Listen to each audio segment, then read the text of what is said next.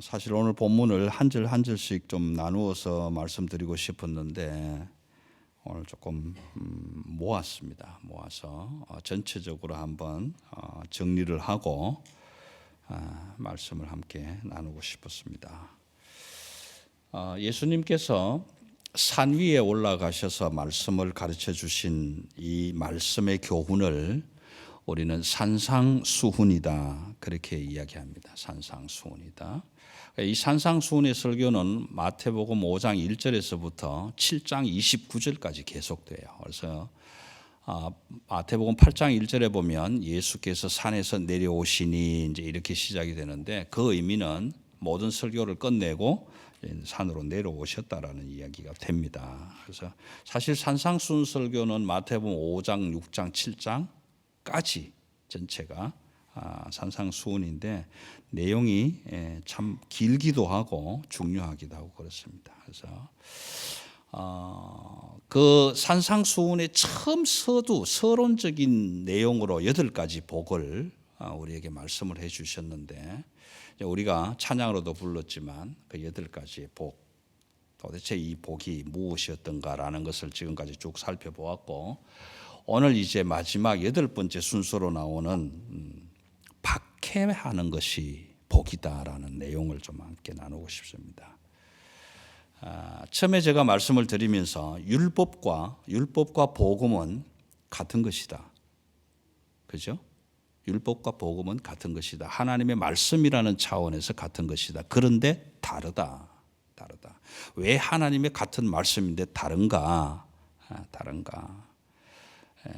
여기에 다르다는 얘기는 율법의 어떤 내용과 복음이 말하는 내용에 이게 변질되거나 또는 질적으로 다르다 이런 의미가 아니고 율법과 복음이라는 이 같은 하나님의 말씀을 우리가 따라가는 입장에서 다르다. 우리가 따라가는 입장에서 다르다. 같은데 다르다. 뭐 어폐가 있습니다만 한번 보세요. 자, 율법을 다 지키면 구원을 받습니다. 그런데 그 율법을 다 지킬 수가 없는 것이 우리 인생이다라는 겁니다. 그래서 율법을 지키다가 한 가지라도 어기면 다 지키지 못하는 것이 된다. 복음서는 분명히 그렇게 기록을 합니다. 그런데 율법은 그럼에도 불구하고 지켜야 된다라는 조건이 제시됩니다. 이 율법을 지키면 너희가 내 말을 지키면 나는 너희 하나님이 되고 너희는 내 백성이 되리라. 지켜야 한다는 조건이 있습니다. 근데 저와 여러분이 하나님이 말씀하시는 그 율법적인 조건을 다 지킬 수 있다면 구원받습니다. 그런데 다 지킬 인생은 없다라는 것입니다. 반면에 복음을 다 지키면 구원받는다라고 말씀하시는 것이 아니라 누구든지 복음 앞으로 나오면 구원을 받는다. 복음에는 조건 제시가 없습니다. 여러분이 좋아하는 무조건적입니다. 복음은 조건이 없지만 율법은 조건이 있다라는 것입니다. 어떻게 차이가 나는가 한번 보세요. 항상 예수님이 이르시되 너희가 옛 사람에게 말한 바 너희가 들었거니와 사람을 죽이면 살인하는 것이다. 출애굽기, 레위기, 신명기, 민수기, 여호수아의 구약은 그렇게 이야기합니다. 너희가 형제를 죽이면, 이웃을 죽이면, 사람을 죽이면 그건 살인이다. 그렇게 너희가 들었지만 나는 이러거니와 누구든지 형제를 보고 바보라고 하면 살인한 것이다. 라가라고 하면 지옥불에 던질 것이다. 여러분 이 말이 우리 가슴에 와닿지 않죠? 아니 형제를 보고 바보, 우리 맨날 바보, 이 바보 같은 놈 뭐 맨날 그렇게 얘기를 하잖아요. 근데 그게 살인하는 것이다. 여러분 아주 비근한 예를 하나 들어드릴게요. 왜 내가 이 바보 같은 놈아, 그러고 맨날 1년 365일 따라다니면서 이 바보 같은 놈, 이 바보 같은 놈, 눈을 부라리면서 이 바보 같은 놈 그러면 살인하는 게 되는가? 여러분, 인터넷에 악플을 달아서 죽는 사람들이 많죠. 대한민국의 악플법이 지금 제정되어 있는 거 아시죠? 이제는 그 악플을 달려면 신분을 밝혀야 되는 것 아시죠? 아무것도 아닌 것 같지만 거기에 악한 글을 한 두 줄 써놨는데 그게 하나가 되고 두 개가 되고 세 개가 되고 그걸 볼 때마다 마음에 부담이 오고 상처가 오고 고통이 와서 결국 생명을 끊어버리는 일들이, 여러분 한번 조금 더 풀어서 생각해 보세요. 저 바보 같은 놈. 그럼 자기 아들 딸에게 야, 이 바보 같은 놈, 이 바보 같은 놈. 아버지가 만약에 매일 그런다고 해보세요. 거기서 정신이 건강하면요. 정신이 건강하면 아버지 내가 바보면 아버지 니도 바보네? 그러고 대들겠죠. 대들겠죠. 그런데 그렇지 않은 조금만 소심한 사람이라면 내가 진짜 바본가? 그러다가 자기의 무능함을, 자기의 능력 없음을 비관하고 죽게 되는 일이 생깁니다. 여러분, 말의 힘이라는 것이 그런 것입니다. 말의 힘. 하나 더 예를 들게요. 옛사람에게 너희가 들은 바 간음하면, 성적으로 잘못하면, 성관계를 가져야 할 정당한 사람이 아닌 사람과 성관계를 이루면 그것은 간음한 것이다. 그러나 나는 너희에게 이르노니 여자를 보고 음욕을 마음에 품으면 이미 간음한 것이다. 여러분, 율법과 복음은 이런 차이입니다. 이런 차이라는 거예요. 자, 그러면 이 율법과 복음을 우리가 이렇게 정의를 하고 한번 질문해 보겠습니다. 스스로 같이 한번 질문해 보시면 좋겠습니다. 교회를 다닌다는 것과 예수를 믿는다는 것은 같은 것인가? 같은 것인가?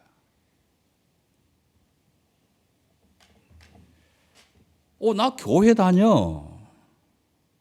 그러면 사람들이 뭐라고 생각할까요? 저 사람이 예수 믿는 사람이구나. 그러겠죠. 나 예수 믿어. 그러면 그 사람들이 저 사람 교회 다니는 사람이구나. 이렇게 생각할까요? 교회 안 다녀도 예수 믿는 사람이 있고요. 교회 다녀도 예수 안 믿는 사람이 있습니다. 교회를 다닌다는 것과 예수를 믿는다는 것은 전혀 다릅니다. 절대 같은 것이 아닙니다.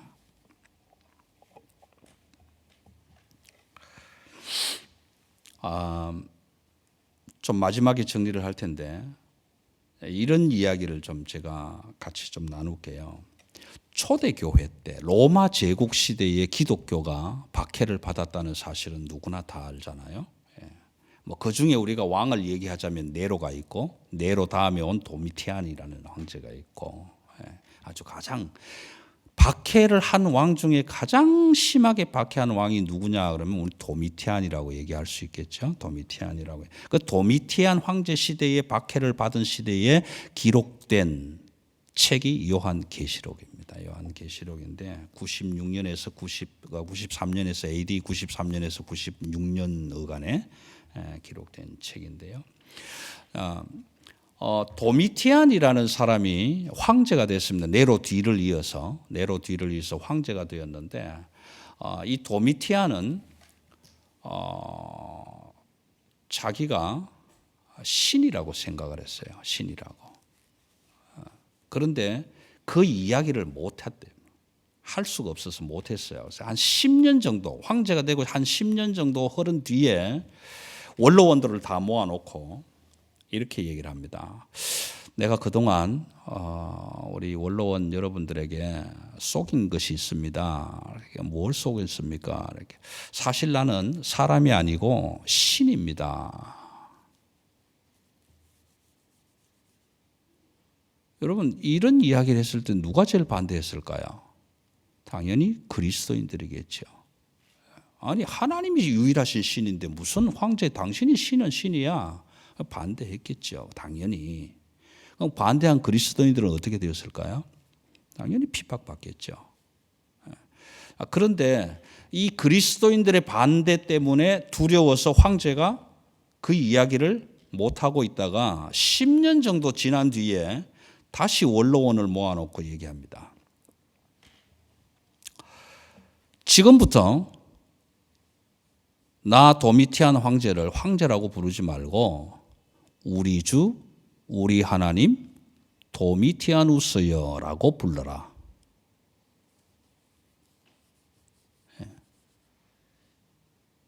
그렇게 하니까 원로원들이 너무 좋아한 거예요. 이야, 드디어 우리 로마가 사람이 아니라 신이 다스리는 나라가 됐다. 그래서 원로원들이 너무 좋아한 거예요. 지금부터 우리는 신이 다스리는 나라니까 세계 최고가 될 거고 최강이 될 거고 가장 부유한 나라가 될 것이다. 너무 좋아한 거예요. 원로원이 그렇게 좋아하니까 도미티안이 이렇게 다시 칙령을 내립니다. 내가 살아있을 동안에 신으로서 맹세한다.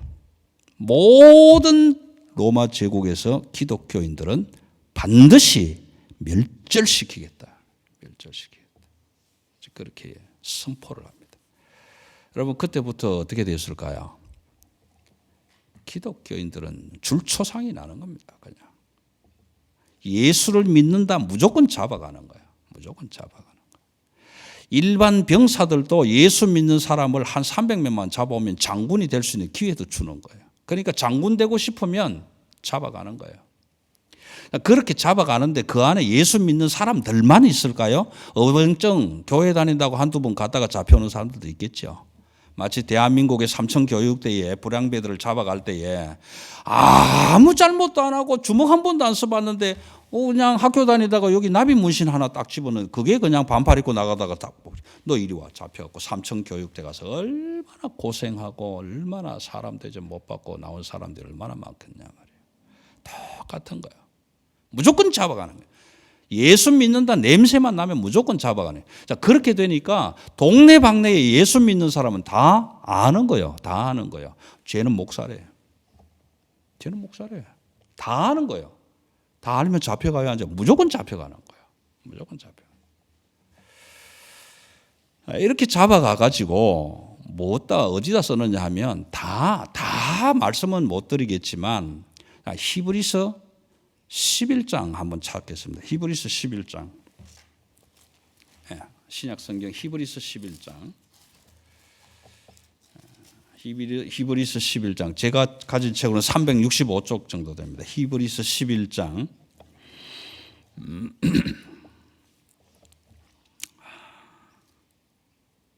히브리서 11장. 35절 마지막 부분부터 제가 읽을게요. 구차하게 풀려나기를 원하지 아니하였다. 이 그리스도인들이 지금 붙잡혀 가서 구차하게 변명하고 풀려나기를 원하지 아니하였다. 근데 36절부터 보세요. 또 어떤 이들은 조롱과 채찍질 뿐 아니라 결박과 옥에 갇히는 시련도 받았으며 돌로 치는 것과 톱으로 켜는 것과 시험과 칼로 죽임을 당하고 양과 염소의 가죽을 입고 유리하여 궁핍과 환난과 학대를 받았으니 이런 사람은 세상이 감당하지 못하느니라. 그들이 광야와 산과 동굴과 토굴에 유리하였느니라. 38절까지요. 여기에 동굴과 토굴에 산과 동굴과 토굴에 유리하였다라는 이야기는 구체적으로 카타콤의 이야기입니다. 카타콤 지하 7층, 8층 밑으로 파내려가서 미로를 만들고 그 안에서 숨어서 기도하고 찬양하고 예배를 드렸던 그 카타콤의 이야기입니다. 톱으로 켜는 것은 구약 성경에 보면 예레미야 선지자가 그 악한 왕에게 잡혀서 가마니 같은 이 누더기에 감겨서 톱으로 썰림을 당해서 죽었다라는 전해 내려온 이야기가 있죠. 그리스도인들이 잡히면 그렇게 잡혔습니다. 양과 염소의 가죽을 입었다라는 이 의미는요, 그리스도인들을 잡아서 원형 경기장에다가 넣고 그 그리스도인들에게 짐승의 가죽을 입히고 일주일씩 굶었던 맹수들을 풀어내지요. 그러면 그 맹수들이 양과 염소의 가죽을 입은 그리스도인들을 그냥 두지 않겠죠. 그렇게 죽였습니다. 그렇게 죽였다. 36절에 조롱이라는 말이 나오지 않습니까? 조롱. 그리스도인들이 잡혀가서 어떻게 조롱을 받았는가 하면 그리스 로마 신화에 나오는 그 추접고 더러운 성적인 관계들을 그대로 요즘 같으면 TV 탤런트 가져서 월급이라도 많이 받고 돈이라도 많이 받겠지만 그 신화에 나오는 그 성적으로 문란한 장면들을 원형 경기장에서 수없이 많은 로마인들이 보는 앞에서 그걸 재현하는 거예요. 그대로 재현하는 거예요. 그러면서 그걸 보고 즐겨하는, 여러분 요즘 포르노가 비교가 되는 게 아니에요. 무슨 야한 동영상 그게 비교가 되는 게 아니에요. 살아있는 사람, 아버지, 어머니, 아들, 딸, 누나, 이모 모두가 다 지금 기독교인으로 잡혀갔는데 아들과 엄마가, 아버지가 딸과 그 신화에 나오는 장면들을 재현한다고 생각해 보세요. 그게 사람이 할 짓은 아니에요. 차라리 죽는 게 낫지. 그건 그렇다 치고, 그래도 살 수만 있다면 아마 그러겠죠. 그래도 살 수만 있다면. 그런데 이 도미티아누스가 원로원을 불러놓고 이렇게 얘기를 합니다. 우리 그리스 로마 제국이 로마 제국을 다스려야 할 신들이 저 그리스도인들의 저주 때문에 지금 우리 로마로 들어올 수가 없어서 쫓겨나가서 밖에서 방황하고 있다. 그러니 어떻게 우리나라가 부강할 수 있겠느냐.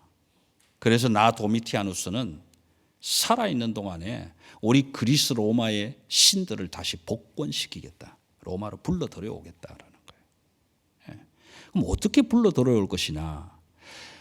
우리 그리스 로마의 신들을 저주하는 저 그리스도인들을 다 잡아가지고 우리 로마의 신들에게 제물로 바치겠다. 그리고 로마의 신들을 로마로 불러들이겠다.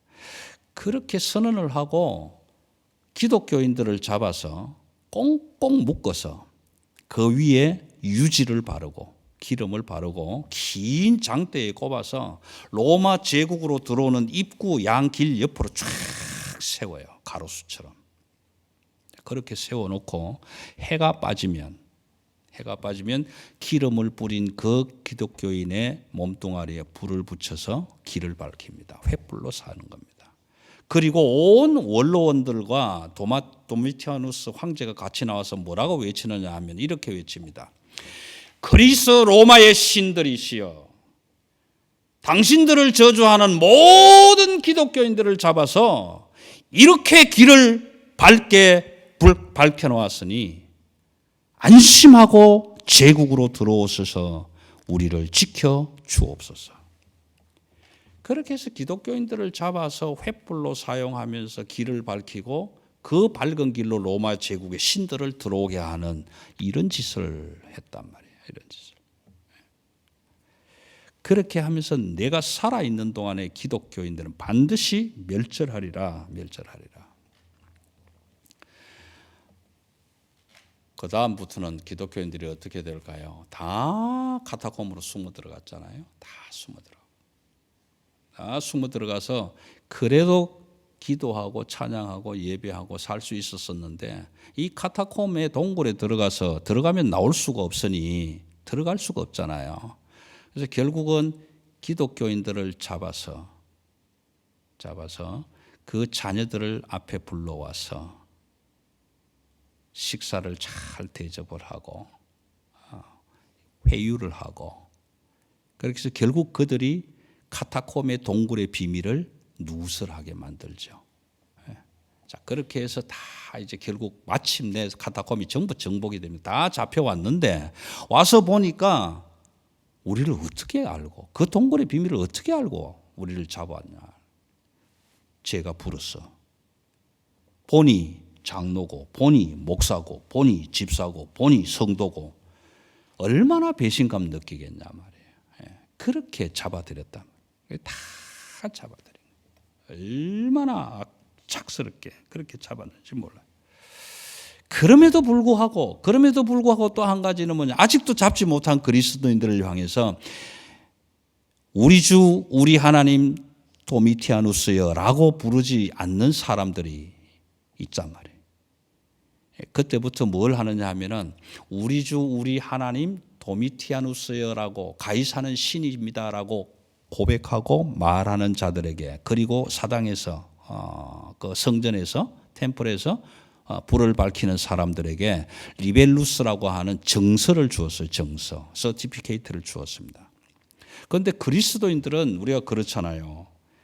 우리는 지금 어느 누구에도 우리 주 우리 하나님이라고 부를 수가 없잖아요. 그리스도인, 특히 초대교회 그리스도는 더더욱이나 우리보다 훨씬 더 믿음이 강한 자들이었으니까. 아니, 우린 절대로 그렇게 부를 수 없어.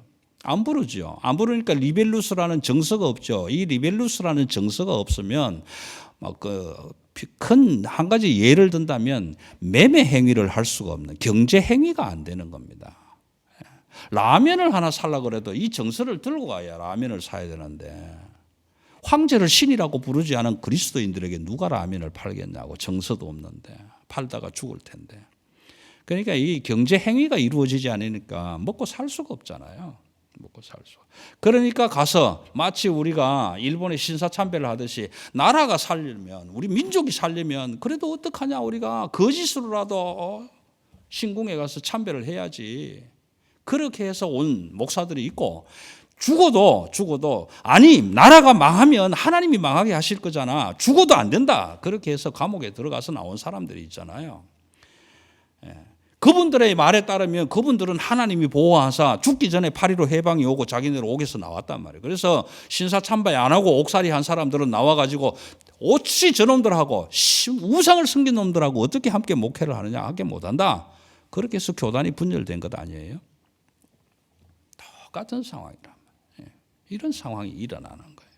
그래서 황제는 신이다고 절하지 않은 사람에게 매매 행위, 경제 행위를 할 수 없으니까 먹고 살 길이 없는 거잖아요. 먹고 살 길이. 그렇게 해서 초대의 기독교들이 다 죽어갔단 말이에요. 죽어갔다. 그 가운데 오늘 제가 한 가지 좀 소개를 하고 싶은 게 있는데, 이 내용들을 제가 지금 다 그냥 빼버렸습니다. 빼버렸는데, 스무나의 당시 그 네로 황제와 도미티아누스 황제 시대에 있었던 스무나 교회에 폴리갑이라는 감독이 살았습니다. 지금으로 치면 뭐 목회자라고 하면 되겠죠. 이 스무나의 폴리갑은 요한계시록을 기록한 사도 요한과도 아주 가까운 사이였고, 그런 분이 계셨는데, 이분의 그 순교 장면이 그대로 이제 그 문헌에 의해서 번역이 돼서 지금 나오고 있는데요. 그 내용을 제가 잠시 한번 좀 소개를 해드리려고 그래요. 뭐 제가 그냥 하면 제가 그냥 책으로 읽어드릴게요. 폴리갑의 순교 사화로 알려진 빌로멜리온에 있는 교회에게 스무나에 있는 교회가 보낸 편지는 신약 성경 밖에서 쓰여진 기독교 순교 사화 중에서 가장 오래된 것이다. 사건 후 오래되지 않아서 명백하게 직접 목격한 사람들에 의해서 쓰여졌는데, 이 문서는 때때로 소름 끼칠 정도로 자세하게 스무나 교회의 86세의 고귀한 감독인 폴리갑에 대한 박해, 체포, 신문, 그리고 처형을 기록하고 있다. 이 폴리갑이 화형장에서 죽어가는 모습을 생생하게 본 목격자들이 기록한 내용을 지금 번역해서 나오는 겁니다. 여기에 이 부분을 한번 제가 읽어볼게요. 지금 폴리갑이 숨어 있어요. 숨어 있는데 자꾸 기독교 지도자가 죽어가니까 숨으라고 하니까 숨어 있는데 이거 어떻게 잡느냐 하면 이렇게 잡습니다. 노예 소년을 데리고 폴리갑이 어디에 숨어 있는지를 아는 노예 소년을 앞장 세워서 금요일 저녁 무렵에 말을 탄 경찰과 기병들은 마치 무장한 반란자를 추적하는 것 같이 그렇게 와서 폴리갑을 잡아서 갑니다. 잡아서 마차에 태워서 가는데 마차에 태우고 가는 동안에 폴리갑과 그 마차에 호송하는 경찰관들하고 사이의 이야기입니다. 경찰 지휘관인 헤롯과 그의 아버지인 니세테스는 그를 만나러 왔다. 폴리갑을 만나러 와서 그 폴리갑 그들의 마차에 옮겨 태우고 그 폴리갑 옆에 앉아서 이렇게 얘기를 합니다. 그들은 가이사가 주이다라고 말하면서 향을 피우고 그렇게 해서 네가 살아나는 것이 무슨 해가 되겠느냐. 한 번만 가이사가 주이시다라고 향불 한번 피우고 죽지 말고 살아라. 그렇게 부탁을 하는 겁니다.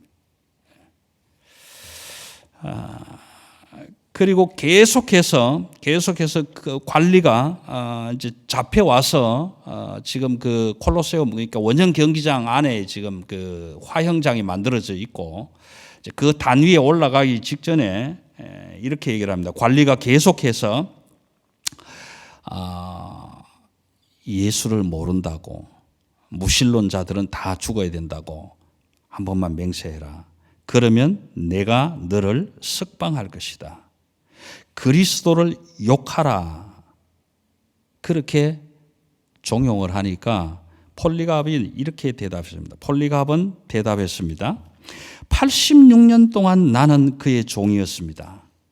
그동안 그분은 나에게 아무런 잘못도 하지 않으셨습니다.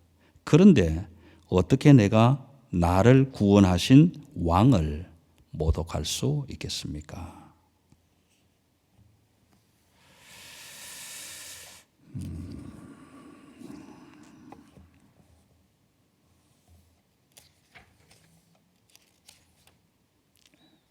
그리고 화형대에 올라가서 그 화형을 시키기 위해서 이렇게 묶는 틀이 있었는데 그 틀에 보통은 불을 붙이면 누구든지 도망가지 않겠어요?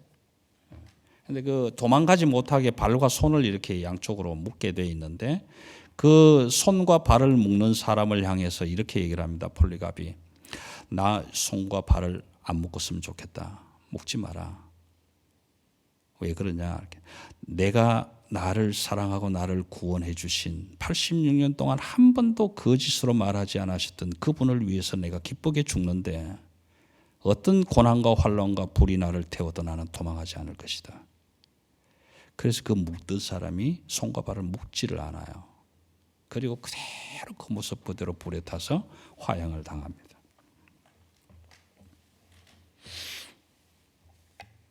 자, 그러면 여러분 우리가 그런 박해에 있다면 내가 그 자리에 있다면 내가 예수를 믿는 것 때문에 생명을 담보해야 될 그 자리에 있다면 우리는 뭐라고 할 거냐? 여러분 교회 다니는 것하고 예수를 믿는다는 것하고 전혀 다릅니다. 교회요 60년, 70년, 80년 다닐 수 있어요. 그러나 예수 안 믿을 수도 있어요. 예수를 믿는다는 것은 그런 의미가 아닙니다. 교회만 왔다 갔다 한다고 예수를 믿는 것 아닙니다.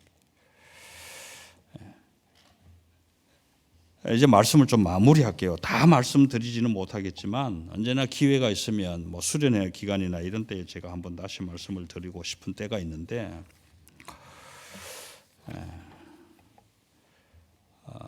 이 부분만 하나 더 얘기하고 넘어갑시다. 자, 저희가 오늘 기독교인들을 박해하는 IS 무장단체에 지금 잡혔다고 가정합시다. 잡혀서 지금 시커먼 모자를 뒤집어 쓰고 무릎을 꿇고 앉혀 있는데 그 무장단체에 총을 든 자가 이렇게 얘기를 합니다. 너 예수 믿을 거니? 믿는다고 하면 죽어. 그런데 지금이라도 예수를 모른다고 부인하면 살 수 있어. 어떻게 할 거야? 이 현장 앞에 저와 여러분이 있다면 우리는 어떻게 하겠는가? 우리는 어떻게? 만약 그 도미티안 황제가 기독교인을 잡아서 묶고 기름을 바르고 긴 창에 꽂기 전에 한 번만 부인해라. 나는 예수를 모른다고. 그러면 살려줄게. 그랬다면, 그 자가 나였다면 우리는 뭐라고 얘기할 것인가? 여러분, 당시에 예수 믿는 사람들이, 그리스도인들이 살 수 있는 길이 없었을까요? 안 죽고 살아날 수 있는 방법이 없었을까요? 있었죠. 카타콤 동굴로 숨으면 되죠. 그런데 그 동굴에 숨어 있어서도 결국은 배신자들이 생기고 배역한 자들 때문에 다 잡혀서 죽었는데, 그럼 그 외에 다른 길은 없었을까? 정말 그렇게 다 죽었어야 했을까? 아니, 내가 살아있어야 복음도 전하고 내가 살아있어야 십자가도 전할 텐데 내가 죽으면 무슨 의미가 있냐?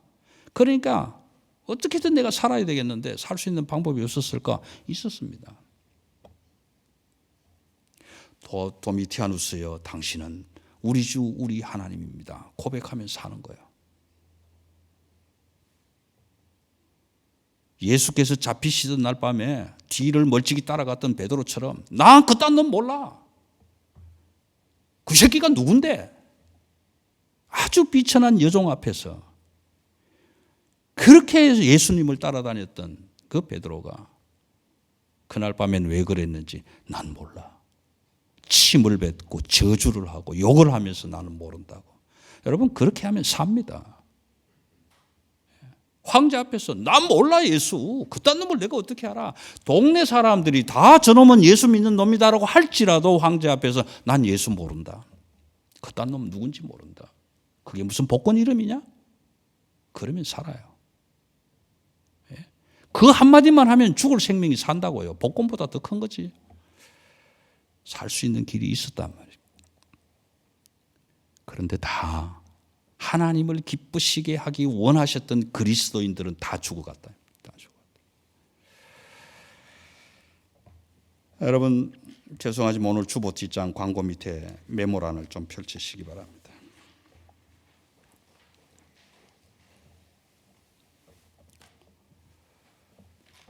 자, 1번부터 8번까지 8가지 복이 소개가 됩니다. 그런데 첫 번째 복은 심령이 가난한 자. 심령이 가난한 자는 결과적으로 천국이 그들의 것이며, 마지막 8번째 복은 나를 위하여 핍박받는 자. 의 때문에 핍박받는 자는 복이 있나니 천국이 저들의 것이며, 결과적으로 놓고 볼 때 첫 번째 복과 마지막 복, 그 복이 여러분 결과를 딱 관로로 묶어 보십시오. 그러면 천국과 천국 안에 다 들어있는 겁니다. 심령이 가난한 자는 복이 있나니 천국이 그들의 것이며, 애통하는 자는, 온유한 자는, 화평케 하는 자는, 의에 줄이고 목마른 자는, 긍휼히 여기는 자는, 마음이 청결한 자는, 그리고 마지막으로 의를 위하여 핍박을 받는 자는 천국이 저들의 것임이라. 여러분, 첫 번째 복에서 8번째 복까지 이 복을 누가 누리는가? 누가 누릴 수 있는가? 천국의 안에 있는 자들, 천국을 소유하고 있는 자들이라. 내가 지금 하나님의 나라 안에 있는 자들, 내가 지금 하나님을 아버지라고 부르는 자들, 내가 예수 그리스도를 위해서 죽을 수도 있다라는 그 믿음으로 믿는 자들이 이 복을 누릴 수 있게 된다. 누릴 수 있게 된다.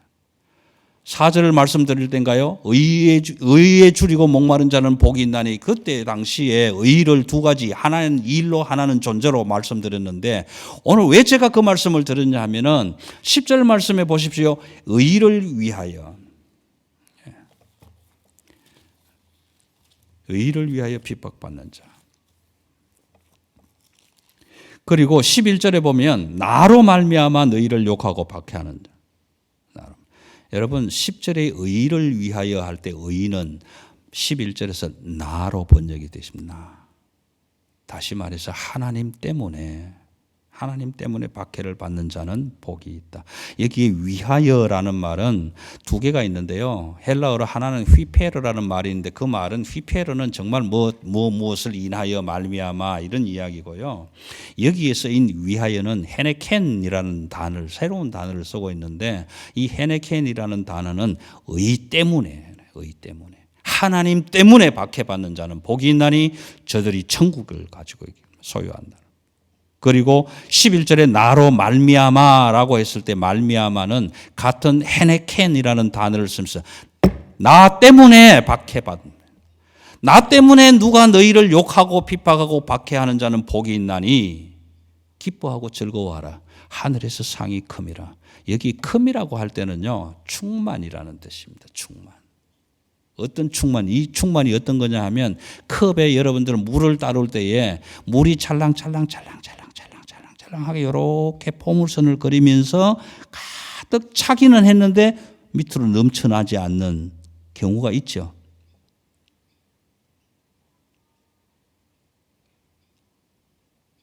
맥주를 따라 보신 분들은 쭉 따르다가 거품이 쫙 올라오면서 거품이 딱 올라오는데 그 밑으로 안 떨어지게 따르는 사람들이 있죠. 여기서 말하는 상이큼이라는 것은요, 그 상태를 지나서 물을 주르륵 따르다가 딱 찰랑찰랑 넘어갈까 말까 한 요게 아니라 거기에서 더 부어서 쭉 흘러 넘치는 상태. 맥주를 따르다가 거품이 찰랑찰랑 딱 컵에서 멈추는 게 아니라 컵 밖으로 확 넘어 나오는 상태. 그 상태가 큼이다. 플로럴, 충만하다는. 자, 그런데 문제는 저와 여러분도 이 땅에서 예수를 믿는 믿음의 삶을 살면 핍박을 받고 있다. 총칼 들고 누가 핍박하지 않습니다. 그러나 예수를 믿는 신실한 믿음의 사람이 되려고 애를 쓰면 쓸수록 여러분들 핍박받는 일들이 너무 많은 거예요. 누가 죽이려고 하지도 않아요. 그러나 핍박이 와요. 물질 때문에도 오고, 자녀 때문에도 오고, 여러 가지 관계 때문에도 오고, 많은 핍박들이 옵니다. 그때 우리가 어떻게 해야 될 거냐라는 것. 자, 여러분 1번부터 8번까지 딱 괄호로 묶었죠. 심령이 가난한 자는 천국이 저희 것이며, 의를 위하여 핍박받는 자는 천국이 저희 것이며. 그래서 괄호를 딱 묶으면 나는 천국 안에 들어있는 자가 됩니다. 내가 하나님의 나라를 소유하고 있는 자가 된다. 자, 그때 이 8가지 복을 다 누릴 수 있는 하나님의 상급이 하늘에서 크게, 이 땅에서 크게 충만하게 넘치도록 주실 텐데 오늘 제가 말씀드리고 싶은 것은 핍박이 다가왔을 때, 마지막 8번째의 지복이 박해로 나에게 다가왔을 때, 내가 이 박해를 기쁘게 받으면 죽지만, 아니 난 몰라, 그러면 살 수 있는 생과 사의 갈림길에 완 생명을 담보하는 박해가 내 앞에 왔다면 그때 우리는 어떤 결정을 내릴 것인가? 만약 그 박해를 하늘의 상급이 크다는 하나님의 말씀으로, 이 땅에서도 기쁨과 행복하게 살 수 있다는 말씀으로 내가 믿고 받아서 그 박해를 기뻐하고 즐거워함으로 받으면 저는 이 땅의 삶을 죽게 될 것입니다. 그러나 영원한 하늘의 상급을 받게 될 것이고, 그 괄호 안에, 천국 안에 들어가 있게 될 것입니다. 그러나 오늘 내가 이 땅을 살아가는 삶이 너무 기쁘고 즐겁고 좋아서 나는 도저히 박해받고 예수 믿고 싶지 않아. 그래서 그 박해를 내가 모른다고 한다면, 나는 하나님 몰라, 나는 예수 몰라, 나는 안 죽고 싶어, 살고 싶어, 잠시 잠깐 사는 이 세상이며 잠시 잠깐 사는 세상, 우리 찬송했던 것처럼 나는 그 잠시 잠깐이라도 살고 싶어. 그래서 그 박해를 내가 외면했다면 여러분 관로 밖으로 우리는 밀려나는 겁니다. 천국이라는 그 나라 밖으로 우리는 튕겨져 나가는 겁니다. 아니 천국이라는 그 밖으로 우리는 스스로 걸어 나가는 겁니다. 그러므로 우리는 하나님의 자녀라는 자리에서 스스로 물러나는 것입니다. 그러므로 우리는 하나님의 아들이라는 자리에서 스스로 물러나는 겁니다. 온유함도 긍휼함도 애통함도 마음의 청결함도 하나님을 볼 자격도 없이 다 물러나게 되는 겁니다. 만약 여러분 8번째 마지막 복 박해를 당했을 때 나이가 모른다고 한다면 심령이 가난한 것도 가짜요? 애통하는 것도 가짜요? 온유함도 가짜요? 긍휼히 여김도 가짜요? 화평케 하는 것도 가짜요?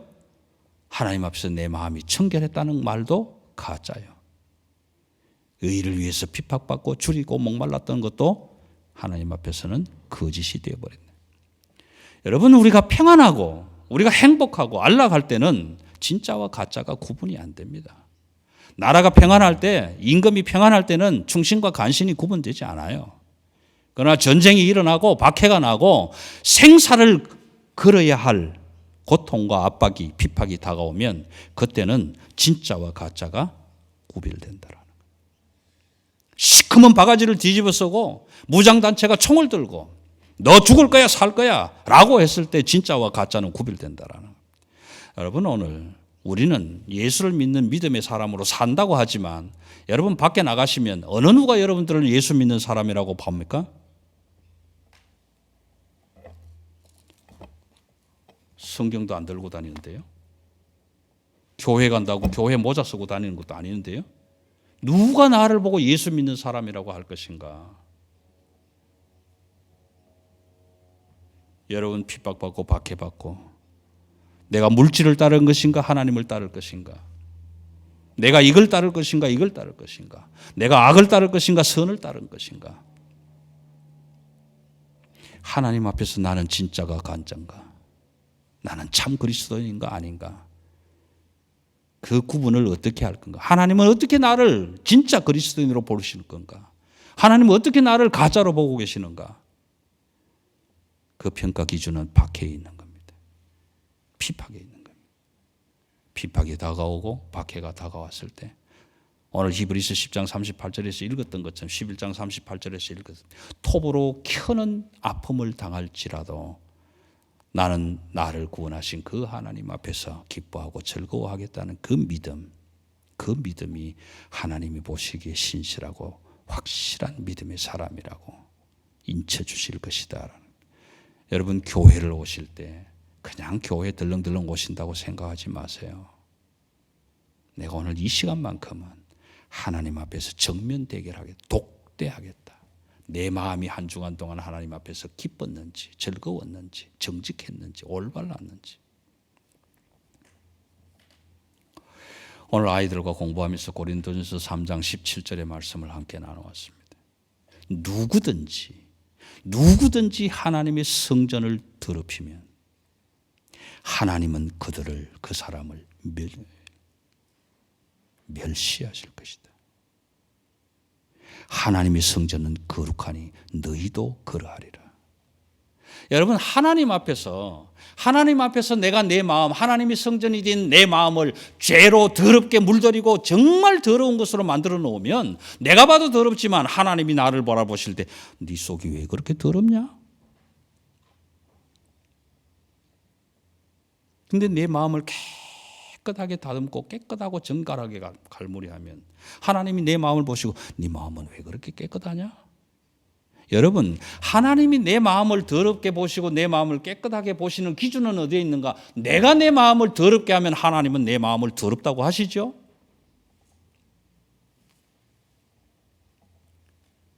엄마가 밖에 나가면서 얘들아 어지럽히지 말고 깨끗하게 놀아라. 청소 다 해놓고 나간다? 네 엄마 알았어요. 깨끗하게 잘 놀게요. 엄마가 나가고 아무도 보지 않아요. 그럼 오만 장난감 다 꺼내놓고 다 어지러놨어요. 엄마가 다시 들어왔을 때 그 방을 보고 뭐라고 하겠습니까? 얘들아 왜 이렇게 지저분해 놓고 놀았니? 아이들이 엄마 말대로 깨끗하게 잘 놀았다면 얘들아 깨끗하게 놀았구나 고맙다 그러실 거 아니냐고. 오늘 저와 여러분의 마음이 내 안에 살아계신 하나님이 좌정하시는 성전이라면, 거룩한 성전이라면 하나님이 바라보실 때 네 마음은 어떻게 그렇게 깨끗하냐? 어떻게 그렇게 거룩하냐? 그렇게 바라보실 수 있는 저와 여러분의 깨끗하고 거룩한 마음, 그 믿음 소유하셔서 하나님이 주시는 아름다운 복을 누려가시는 하나님의 자녀들이 되시기를 주의 이름으로 기원합니다. 기도하십시다. 하나님, 예수를 믿다가 핍박받는 나라에 가보지 않아서 잘 모르겠습니다. 붙들려 보지 않아서 잘 모르겠습니다. 성경만 들고 다녀도 총살을 당하는 나라에 들어가 보지 않아서 잘 모르겠습니다. 예수를 믿고 교회를 다닌다는데 아무런 장애도 받지 않는 이 나라에서도 성경을 들고 다니지 않는데, 성경 들고 다니면 죽이는 나라에 가면 성경 들고 다니겠습니까? 예수 믿는다고 하면 총칼로 죽이겠다는 나라에 가면 예수 믿는다는 소리 하겠습니까? 오늘 평안이 있을 때, 화평할 때, 전쟁이 없을 때, 기쁨이 있을 때, 먹고 사는 일에 지장이 없을 때, 건강할 때, 행복할 때, 일할 것 있을 때, 일할 수 있는 능력 있을 때, 일해서 그 수고함으로 받아들이는 아름다운 물질이 있을 때, 그건 먹을 수 있을 때, 누릴 수 있을 때, 입을 수 있을 때, 건강할 때, 하나님 앞에서 정말 참된 믿음의 소유자인지 아닌지는 구분되지 않습니다. 그러나 물질이 떨어지고 입을 것이 없고 먹을 것이 없고 거주할 집이 없고 홍수가 나고 전쟁이 나고 질병이 황창고라고 사느냐 죽느냐의 문제에 기로에 부딪혔을 때에는 참과 거짓이 드러나겠지요. 하나님, 우리가 예수를 믿는다고 고백하는 그 고백이 그저 교회에 다니는 고백이 아니기를 원합니다. 나를 구원하신 그 하나님, 내가 죽어야 할 때에 하나님 대신 죽어주신 그 하나님 때문에 나도 내가 죽어야 할 때에 하나님의 기쁨을 위하여 빌고 그 죽음도 불사할 수 있는 믿음의 소유자들이 되게 하여 주옵소서.